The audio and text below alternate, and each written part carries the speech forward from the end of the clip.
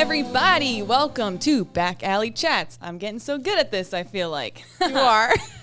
So I wanted to, first of all, start off by saying thank you to everyone who has been watching and commenting on our videos and rating us on Spotify and on Apple Podcasts or whatever. You guys are so awesome. Makes me feel so good when I see you all your comments and how much you guys are enjoying the podcast. So thank you so much for listening. And I hope that today's episode is no different than the others. I want to welcome to the show Kristina Pinelli. Hi. I'm honored to introduce her. She's a dear friend of mine, and she is a true survivor. She has overcome a multitude of challenges in her life, and she's another Long Island native. I feel like I've had a lot of those so far. And from battling substance abuse and experiencing loss of loved ones, Kristina's journey has been a roller coaster of highs and lows. But through it all, she's maintained her strength and resilience, which is what we love. Yes. So she's emerged as a beacon of hope to others who are struggling. She does so much for the community, for kids, everything. And as a single mom and an entrepreneur, Kristina has really proven that with hard work and determination, anything is possible. So sit back, relax, and enjoy this episode as we dig a little deeper into Kristina's story. Hi. Hi, Al. That was so sweet. Wow. Thank you. Yeah. So I'm so excited because, I don't think we ever talk about too much of your, childhood story a lot when we're talking or hanging out. So I'm excited to hear a little bit. So you were born in Long Island? I was born and raised on Long Island in Levittown, New York, which is a small little city, 30 minutes from Queens, right? So, okay. And it's not the east end of Long Island where we're the wineries and everyone thinks, oh, Long Island, we go to vacation there. No, this is right between the city and middle of the island, right? So it's run of the mill, it's working class citizens.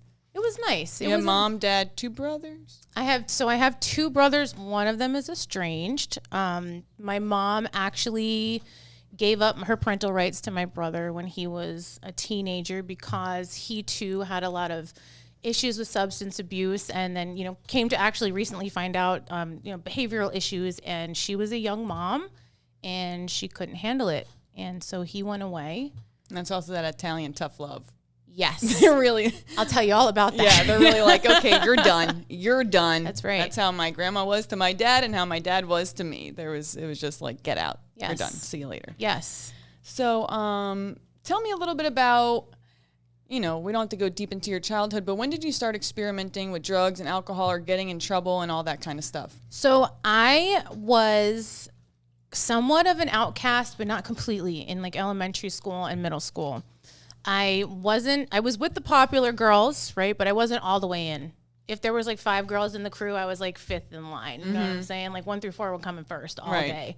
And I think at some point in middle school, when I was in 6th or 7th grade, is when I first started to experiment with pot. And that was it.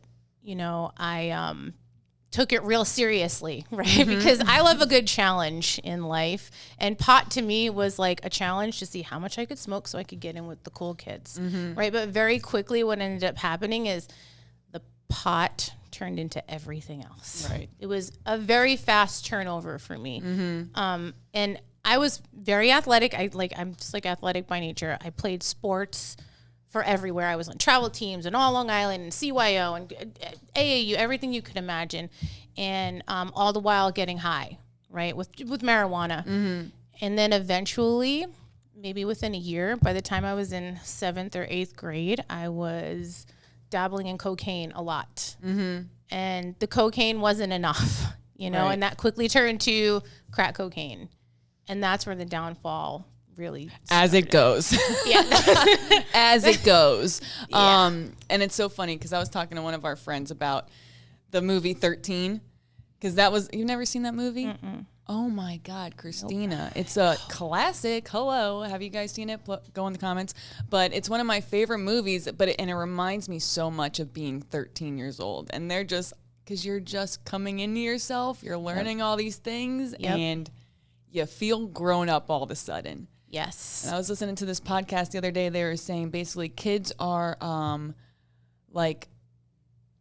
their brains are wired to basically think their parents are stupid. Yes. From 13 to They're 24. nags. They are nags. They're annoying. Don't tell me what to do. And the reason is because that's when you're supposed to, that's your top reproductive years. I know it's young, but for human beings as species. And so back in the day when we were in little villages, to avoid like sleeping with our whoever, a family member, we would go into a different, we're like, I'm leaving this village, you're all stupid, I gotta go find something better for myself. I know this story. That's how it goes. That's so funny, Yeah. So that started at 12, 13 and lasted until I was 17. Now I didn't have like a super long haul of drug use, right? But the damage I did in those years was tremendous. Right. It was quite scary. So at that point I was still playing sports, right? And my brother just he likes to remind me of how good I was at soccer, right? He just told me a couple weeks ago, he's like, you could have gone to college and had a scholarship, maybe not a full one, you could have had a scholarship, like you could have been playing, you were so good. You know what's crazy is I don't remember. Right. Which is scary. And actually on the way here, I was like doing some thinking, right? Trying to like bring up some points about my using, right? That were maybe I didn't remember, I didn't recognize then. Right. And I just realized I don't remember being good. I know. I remember playing, but I don't remember starting and playing full games and winning awards. And like I was a fullback, right? I was a defender. I honestly don't remember much, which is quite scary because I was always high. I was a functioning addict until I was 16, and 16 to 17 was a major downfall. In that year, I think I was using so much cocaine that I had put myself in like a medically induced psychosis for a minute that I couldn't get out of. And so in that period came a lot of self-loathing, and with self-loathing came physical harm to myself, right? Because I couldn't figure out how and where to place the pain and what I was feeling when most of it was drug induced, right? I had hard come downs. My body does not work well with drugs. It does not take well at all. The next day or that night, I'm the basket case, total basket case. So what was the catalyst that got you down to Florida for rehab? So the catalyst was I was hanging around with all the wrong people, right? Back in our day, you were listening to like hip hop and you were wearing Rockaware, and that was my jammy, right? Like I was, but I wasn't just listening to like the mainstream. I was like Dipset, Cameron, Hell Rel, like give me the real hood stuff, right? Because that was like, it was a culture for me. With that came, I guess, belief in some lyrics at points, and like the songs convinced me, and I wanted to become that, and I did, and I got involved with people that I shouldn't have. And at one point, I had a big mouth growing up. That was like my problem. That's gone away. Yeah. A big mouth, right? There was two groups of people that were going to have a fight, and we stopped. We blocked the on-ramp to the Southern State Park. What were they fighting about? I don't remember. I was okay. So I was so high. Two groups. Yes, two groups, and I opened up my mouth. We stopped traffic. Do you remember on the what Southern you said? State. I think I was the only female there, by the way, and these were big crowds. There's probably 30 people on their side and maybe 35 on mine, and I was the only female. Like, problem number one, right? Like, what are you doing? Right. I opened my mouth and I said, who the fuck's gonna go first? And instead of all the men fighting, the men came after me. Oh my God. And I got just clobbered. There were three men. I remember one of them had a butcher knife, and he nailed me in the eye, like in the face, with the butt of the butcher knife. And then I just remember having like two other men kicking me and like punching me, and I'm getting rolled on and off of the curb, right? And oh my God. Yeah, it was scary. My boyfriend at the time jumped in. Thank God somebody did, Thank right? God. Christ, someone help. Like 65 men. 65 men. And these were men. These were not kids my age. Right. You know what I'm saying? And my boyfriend got involved, and they stabbed him in the head, and he had like 30 stitches inside, 30 out. Oh my God. And that So that was a catalyst. That's a good one. Was the catalyst. That was the one. That's what got me down you here. You were my kid, and that happened, I'd be like, you're done. Yeah. My parents couldn't find me that night. Oh, my gosh. They drove around the city. Petrified. They drove around the city, and they saw like a swarm of cops, and there I was. You went to the hospital, I'm assuming? I went to the hospital. I was pretty badly beaten up, you know, lack of better terms. And then 2 weeks later, my mom was like, you need to get out. Like, we have to get you out of here. Because then, like, the kids were starting to retaliate, and you know what I mean? It was a whole thing. It's a whole thing. The two of the guys ended up getting indicted. Oh, wow. And served time for it. Here's the kicker. Want to hear the kicker? Yeah, so tell me the kicker. My mom's like, you're moving to New Jersey with your oldest brher. The one that she had. The estranged brother. Yes. And so I moved in with him, and we moved to Linden, New Jersey. And guess where they got sentenced? They were put in a Jersey jail in Newark, which was so crazy because I lived like an hour and a half from Jersey. Right. And they were like right in my neighborhood again. Wow. So that was weird. Yeah. You know? So when did you go to Florida? So I tried to get clean in Jersey for a year, failed miserably. I did the same exact thing, like heavy using, hiding it, stealing, heavy using, hiding it, stealing, crumbling, crying, self-harm, right? Vicious cycle that never ended. And then I went to my second treatment in New Jersey.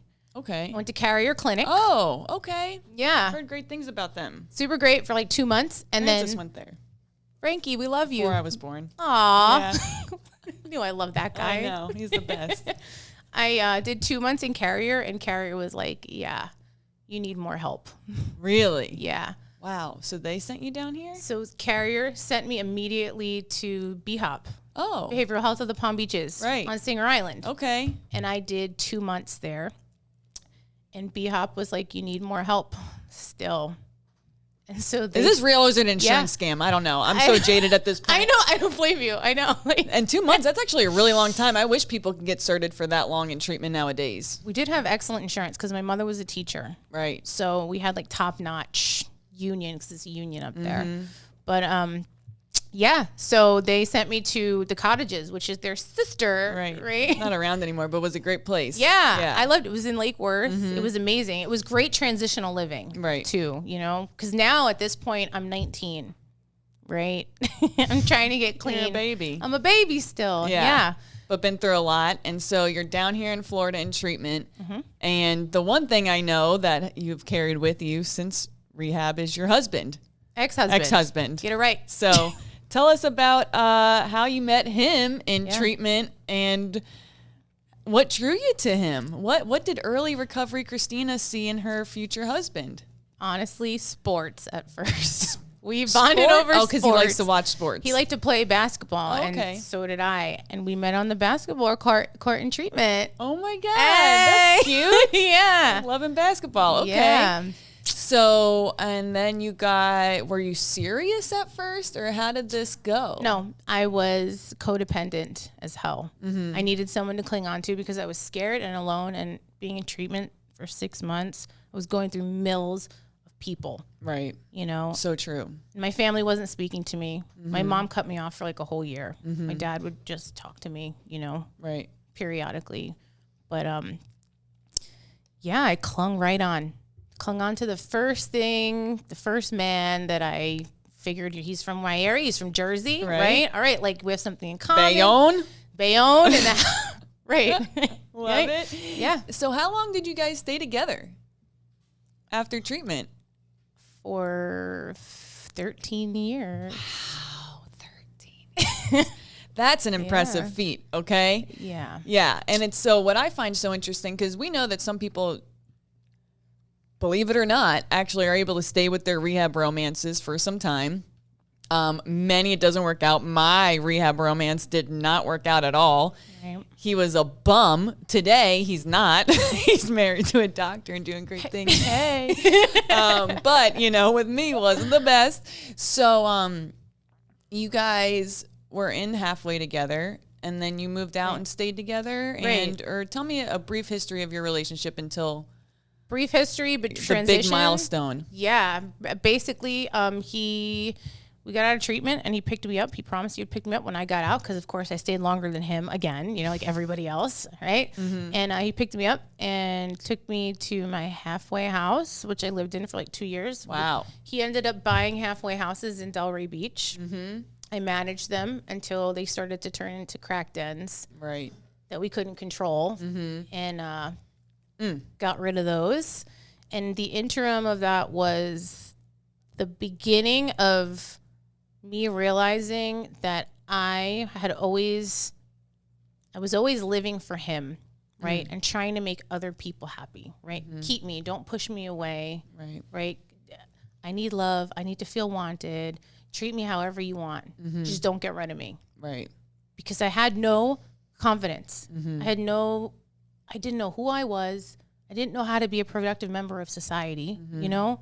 Were you working in early recovery? Yeah, I was working. Besides managing the sober livings, what other work did you do? I was working at a law firm downtown Delray. Okay. Right? It was great experience. They were wonderful to me. There was another paralegal in recovery there. She was great. So fun. And, you know, I got into obviously like timeshare schemes. Yeah, same. You know. We all went through it in early recovery. If you were in early recovery in 08 down here, 09, it was so fun. It was popping. It was popping. Oh my it was God. so fun back then. It's nothing like how it used to be. And I don't know if that's we're older now. So maybe if there's new 18, 19-year-olds coming to South Florida to get sober, maybe they feel the magic that we felt. But I don't know. It's hard to. I don't think it'll ever be the way it was when we were doing it. I don't think it was just people everywhere. Everyone was in recovery. Everywhere. All the time. When they really called it the recovery capital of the world, right? Delray, everybody gets sent right to Delray. Everyone. Get sent to Delray. We'll get you clean. We'll make sure you live by the beach. Your parents will think that everything's great, but meanwhile, like you're over on like Southeast 3rd getting high. Like, you know what I'm saying? Like you're at Veterans Park, like, you know? Yeah. So when did you guys end up moving in together? Did you get an apartment together? We moved right in. Oh, perfect. We moved right in after we sold the halfway house, and we moved in with the other unsettled, unhinged halfway house owners in Delray. Oh, God. So there were could have like been a reality TV show. It was crazy. Holy Lord. Yeah. So it was, 6 very entitled men that all thought they were like hood rich, basically. Right. And it was chaos. No one lived a lifestyle of recovery. Right. There wasn't even white knuckling. Everybody was dealing drugs, dating strippers, prostitutes, driving stolen cars. But not using drugs. But not using. And a lot of us have been there where you're clean because you're not putting stuff in your body, but you're not living very clean. Right. And I think it's such a hard for me, it was very hard. It was very hard for me to lose the street mentality. Me too. Because I sold drugs in early recovery. I was like, what you need? Like, I got you. Like, I still got hookups. You know what I mean? And I actually remember, I probably had like 6 or 9 months. One of my very close friends, you know her, she hit me up for ecstasy, which is what I got arrested selling, right? This is where all my problems began. And I was actually in a meeting when she had texted me, and I had started to do some stuff different. I was like, no, bro, like I can't help you. Her mom ended up taking her phone, and now these are parents that wouldn't even let me sleep at their house, you know, like they knew you were that girl, right? Yep. And they were like, Allie, thank you so much. We're so proud of you. I was like, yeah, did change. Feeling better. I know. So, all right, I totally understand that. So, long story short, time goes on. You guys get your own house. You have a baby. You get married. Right. What was, and you were a little different then. Not different fully, yes. But you took on a role of a homemaker and mom, and had beautiful parties all the time and had everybody over, and you were very supportive and loving to your husband, who maybe wasn't around as much as you would have loved him to be. He was never around. And so tell me about that experience, and when did you realize that maybe there was something better for you out there, that you guys might not be a perfect fit romantically, because I know you guys are still close, like we love him, right? Right. So tell me about it. So over the course of those 13 years, I didn't spend any time with him. Like you said, he was always out. I wasn't allowed to ask questions. If I asked questions, it was like, you know, he get mad, mad. You know what I mean? He's got a big personality, and he's a big guy. He's a big with a big personality. Yes, for sure. And I was alone. Like, I was living in a house with someone, but I was alone in like every sense of the way. Yeah. I never in a million years thought that, you know, I was the type of girl that I thought that I could change him, because I had, like, as I got clean and I got connected, like, and worked a great program, which I love. I'm still close to a lot of my friends that I first got clean with, like 13 years ago. They're amazing. Everyone should go to meetings. You know, like we say, right? You can swap out the word drug with anything, or alcohol with anything, or sex with anything.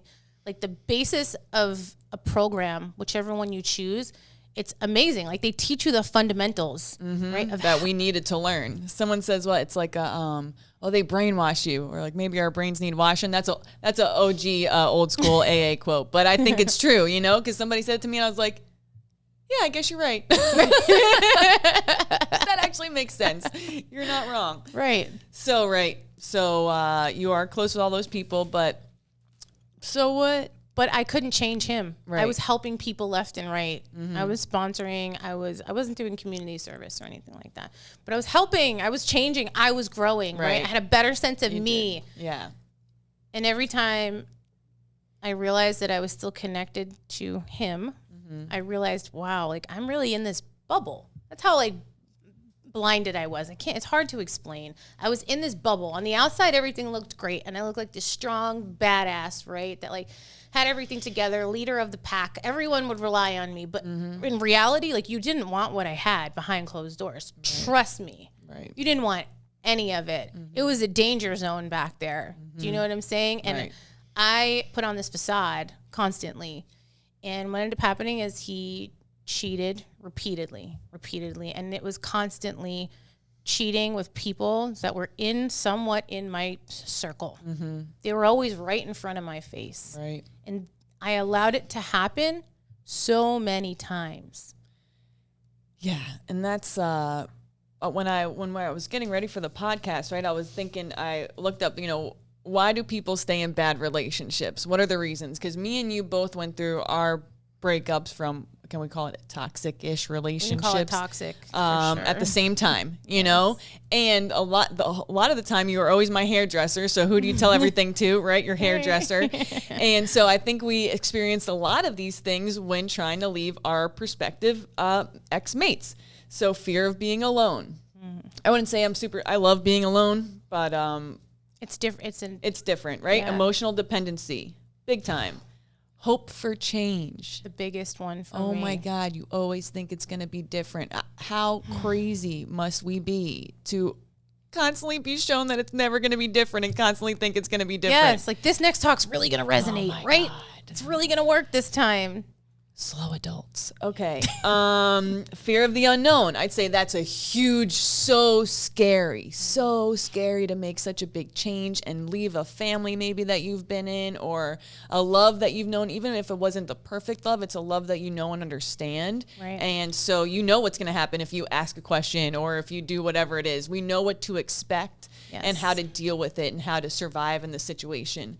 Financial dependence, which that's a big one we're going to get into, low self-esteem, and guilt, which I had a lot of guilt, obviously, leaving my last partner because I thought he was going to die, because he did a couple of times when we were together. So I was very scared of that. But as far as financial dependence, when you were with your ex-husband, you were getting into your entrepreneurial spirit. Yeah. Right? Yeah. Tell us about, what was the first thing you started? Was it the first? You're doing your hair. I did hair, but yes. But you weren't like a real hair. That was like, didn't have a license, but she's very good without a license. Anyway, you started I love the idea too. It was brilliant. And you did such a good job with it was a capsule clothing line for kids. Yes. So you could buy like a capsule and it would end up being like 5 different outfits. Yes. Brilliant. Love it. Yes. You did so good. You were working with and you could tell, I'm sorry. I'm no, so it's proud okay. of you. Go ahead. You were working with all the people in China and getting the different clothes and the different fabrics and all the stuff together. What was that experience like for you? Because I know you were working so liberating, hard. because I was working for my husband at the time. All I ever did is I worked with him every job, or I worked for him, right? And it's very successful business that he has. And the girl that also worked for him, who was one of my very, very good friends, you know, she was my best friend for a minute there. For sure. We were like, you know what? Let's start a business. Let's do something, right? Let's do something for ourselves, empowering. And we did, and we started it, and it was great. It was hard. It never went anywhere. Right. But man, it was like a killer plan. And Yeah. we invested time and like a lot of time. Yes. You know what I'm saying? Hours we spent. Yes. And yeah, so that was the first peek at trying to be an entrepreneur. And what ended up happening is my ex-husband and her, I had an inkling that there was something going on, right, a few years ago. And my intuition was never wrong. Right. Ever. And this is an individual who you guys were very close. You started a business together, which is basically like getting married. Let's be real. 100%. Going into business with someone's very serious. Always have an operating agreement. Anyway, so you guys are doing that, and you guys worked together for years. Yep. And then her dad passed away. Her stepdad passed away, and your mom passed away when you were 20. My mom passed away when I was 23. And so, since both your parents were single, you guys all went on a triple date and got them we were connected, like, let's set right? them up. Let's my dad, her mom wanted to meet my dad. You know, because I was at their house all the time, and she was like, "Oh, your father's very handsome. I'd like to meet him." Just like so that. Cute, but they're very cute too. They are cute, so you know? cute together. They are. My dad's so happy. I know. Too. The man I love him. I know. He loves you too. He's a Ralph. We love him. Yeah. So we took them on a double date, me and Steve, and my friend and her mom and my dad. And we went to like a very nice cooking class here, and they hit it off big time, and they fell in love. And now they live together. Now my father sold his house. Yep. They live together. gosh. They have they're making a life. They travel all the time. They just were in the Keys. They're going to Italy. Wow. They deserve it. They deserve a good life. They do. They do. Got a little complicated. It got very complicated. So tell us what happened. So I will never forget the first time I thought something was going on recently. I texted her. I texted my friend, and I said, hey, it was midnight. It was right around midnight. And I said, hey, something's not right with Steve. Mm-hmm. Right? And, blah, blah, blah. No real interest in like being there for me. And come and find out, they had begun an emotional, whatever it is. I don't know the real story. Who knows? Right. The bottom line is I was married to him, right, and she was my best friend and my have a business child partner. with him. Yes. And she was your best friend, business partner / almost a stepsister. Yep. And lo and behold, they were in a relationship-ish. I don't know. And do you remember how much time we put into trying to make sure that I handled this? Oh my gosh, you handled Grace. this situation, because all this popped off at the beginning of COVID. Because I remember we went to the New Year's Eve thing in Orlando together. Steve didn't. He didn't come. And that was a little weird, because we had like a poppin' mansion, and it was like really a good time. And where was he? He was at her place of business. Right, like doing night. nothing kind of. So who would choose that instead of whatever, right? So there's an inkling there. And then can't remember what happened. We had your birthday. Your birthday came up. Were you guys already separated by then? We were already separated by then. We separated on January 4th. I'll never forget, because I came home from our New Year's trip on January 3rd, and I had the conversation with him on the 4th.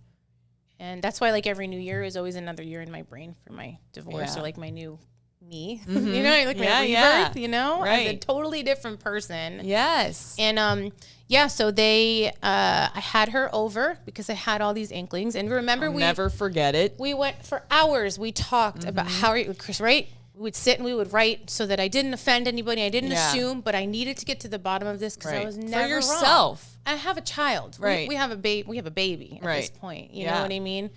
And I asked her to come over, and let's just talk about this like women. Like, come to my house.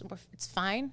I can handle it. And we sat for 3 hours, and I tried every which way. And the only thing I got every which way for her to just say yes, maybe. Right. The only thing I'll never forget I got is that I said, so do you think you guys like have a chance at dating?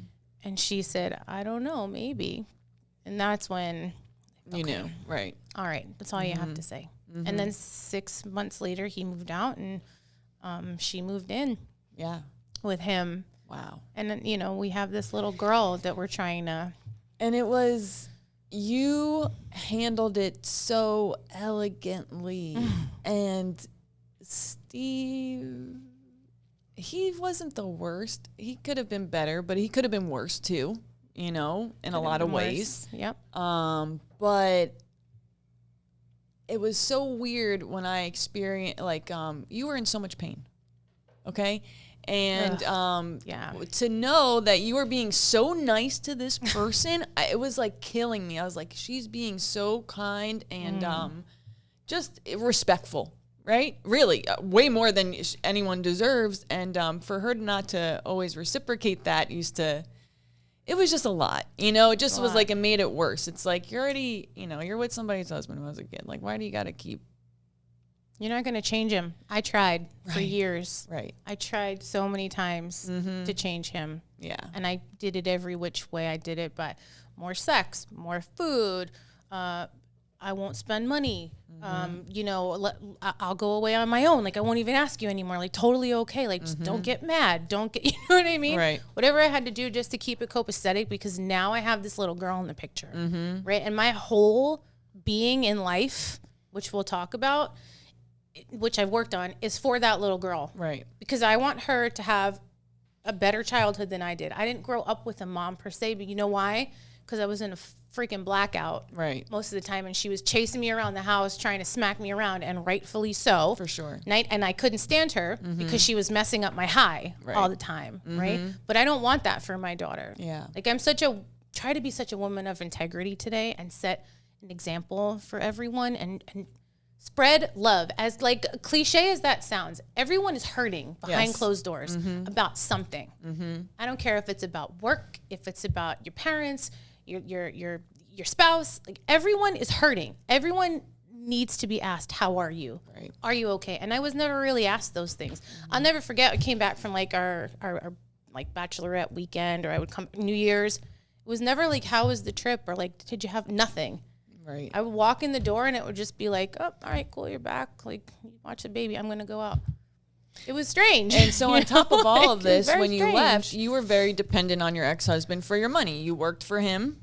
I worked for him. And he paid all the bills. I mean, I lived a very comfortable life. Yes. You had a nice place and a nice car and everything you could want. I had everything I could want. I lived in a very big house, and I was so happy. I thought I had it all. You know what? I was like a typical Boca housewife. Right. You know, just like not as cute at that time. Doing like massive, I mean, and even with all the home stuff going on, you do massive toy drives and food drives. I mean, you've probably given a toy to half the kids in Delray Beach at this point. You know, you really have done. You do so much. You're able to engage the community and get them to actually move and make, you know, buy the toys or send you the money. You know, you really are able to do that, which is so cool. But, you know, you weren't really doing anything to make your own money at that point. So I know when you had to leave and find your own apartment, and it was really scary. It was so really scary. But to see you now, tell us, Kristina, what do you feel like a new woman? You know what? It's crazy because I feel like I can speak more comfortably on this podcast talking about how I am now. Right. Because I've changed so much, and I put so much effort into becoming the woman that I like and that I'm proud of. And like every woman should walk around with their head up high for getting up every day, right, and going to work and dealing with all the things that us women have to deal with. Because we do it all. Not to say that men don't. This is not a sexist thing. And men have bad relationships too, and they get stuck with bad people and all of that stuff, like 1,000%. Right? Christian. He's not single anymore, by the way. Anyway. Like, I have been through pain. I've been through pain in recovery, right? But that was then for me, right? And I'm not in full recovery anymore, right? Like, whatever that means for you. Like, I drink alcohol. I'm not an alcoholic. It just happened for me. Right. I don't like endorse anything, but it's just my story. Yeah, do you know what I'm saying? Right. It's my truth.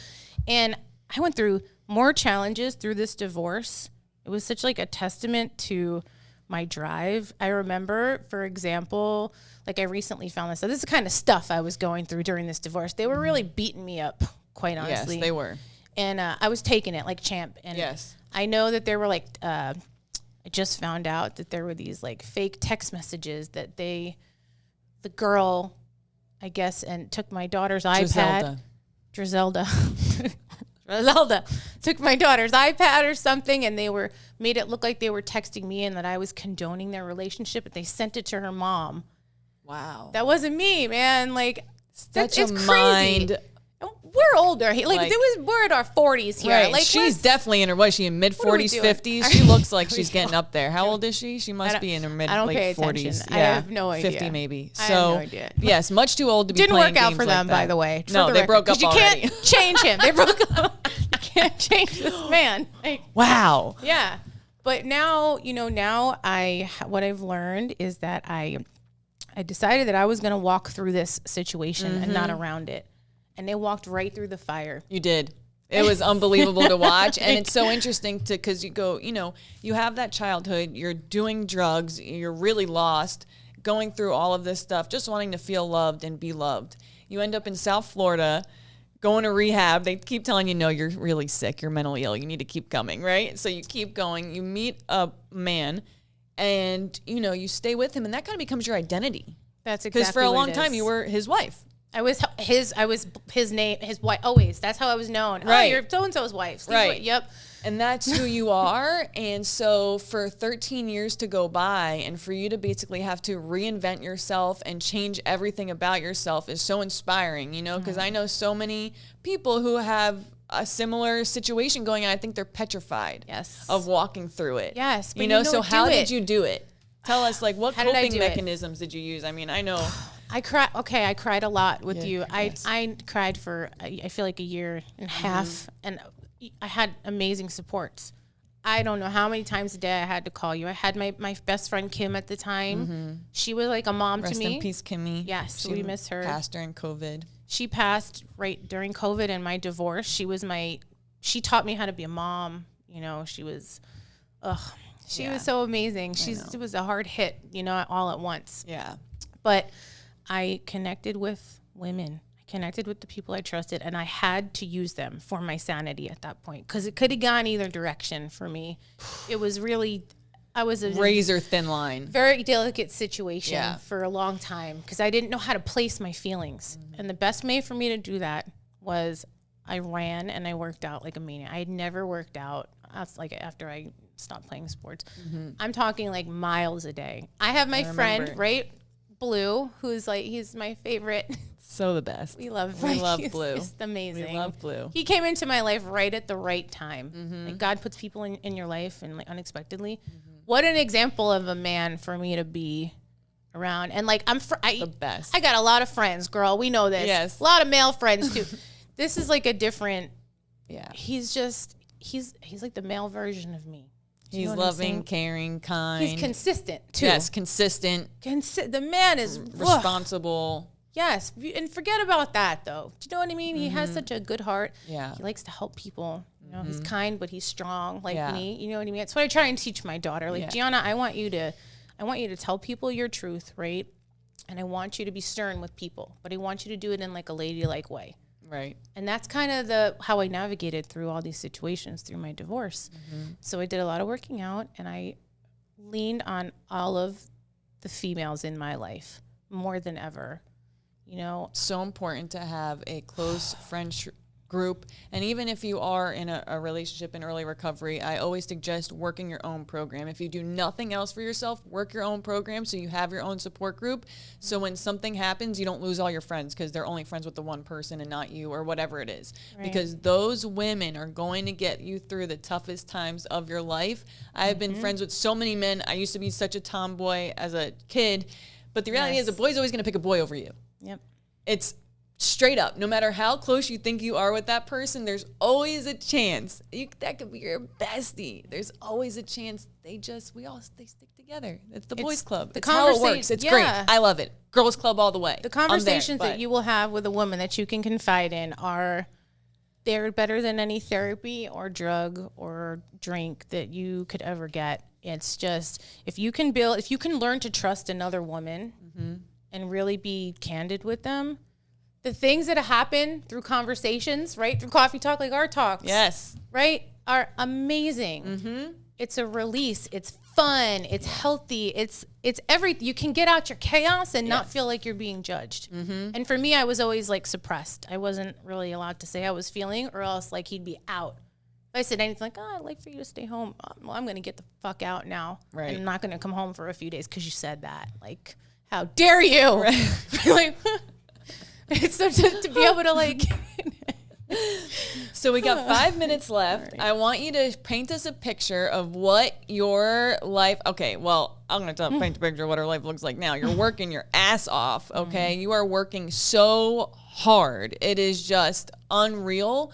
You have 2 jobs. You're starting multiple businesses. You wake up in the morning, get your daughter ready for school, drop her off, go to your first job, take a 30-minute break, go to your second job. Like, yeah. Wow. It's so you're starting amazing. your side hustle. You're getting involved in Airbnb properties with your family, right? Yeah. So yeah. How does it feel? What is it? My family trusts me enough today. Isn't that amazing? It's amazing. That I'm like in a family business with them. Yeah. And like my brother and my sister-in-law, I look up to them so much. My brother, I'm like, you ever know of like Teresa Giudice and Joe Gorga from like Jersey Housewives? Like that's me and my brother. And like he calls me all the time on the way home from the train. Like, are you drinking and driving tonight? Like he's the best.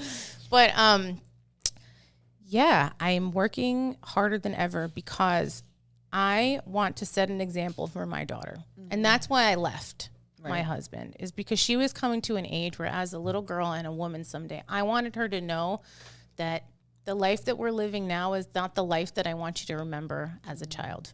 I want you to know that a family, in my opinion, it's subjective, should be unified. We're going to be together. We're going to have meals together. We're going to love you together. We're going to spend, there's not going to be a switch off every few hours. And if I have to do that alone to show you that like you can, when you're older, you paint the way for yourself. Right. Little girl, I'm going to pave it for you first. I'm going to take the hard road for you so that you don't have to. Right. Hopefully when you're older. I hope so. And she's just the best, our little Gigi, my little cuzzo. She's the best. And honestly, you and your community ex-husband, service. Sorry, it's a huge one for me. Oh, well, you do a ton of it. Have to give back. I can only keep what I have like by giving it away. They told me that in the rooms. And you love it. I hate seeing people in pain. I know. I'm like a serious empath. She's like, yeah, sick. I saw a homeless person, and then I didn't have anything on me, so I went to the ATM and got $40 in a package. I'm like, Jesus, what are you talking about? $40? Where do we chasing people to give them money? They're fine. Like, leave them alone.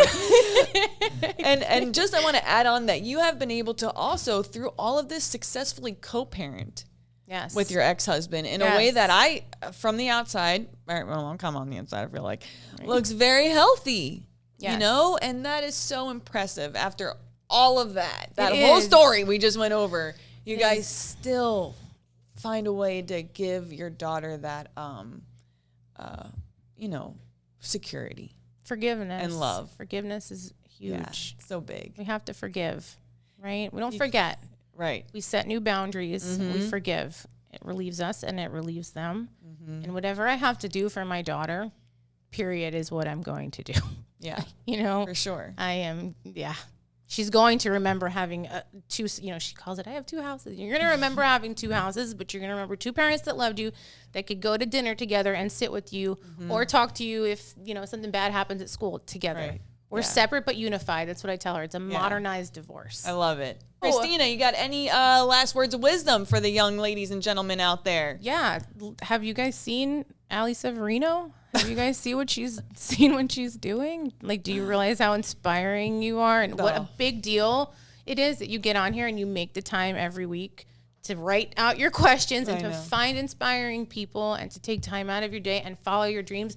That's why I'm so happy that we're sitting together and you have a better way of articulating than me. Like when we're off the record, we're good. But what you're doing is so brave. Thank you. Because you're following your dreams. And I've always told you this is where you belong. And whatever we have to do to get you to where you're happy has nothing to do with fame or whatever it is. Whatever we have to do to get you to be happy and do what you love and you're passionate about, like that's where I'll be, is right next to you. Thanks, Kristina. Don't cry. I love you. I know. you Shut too. up. Anyway, so thank you all for coming and stopping by and hanging out with us at the Back Alley Chat, #1 growing podcast in the recovery and addiction and mental health space as far as I'm concerned.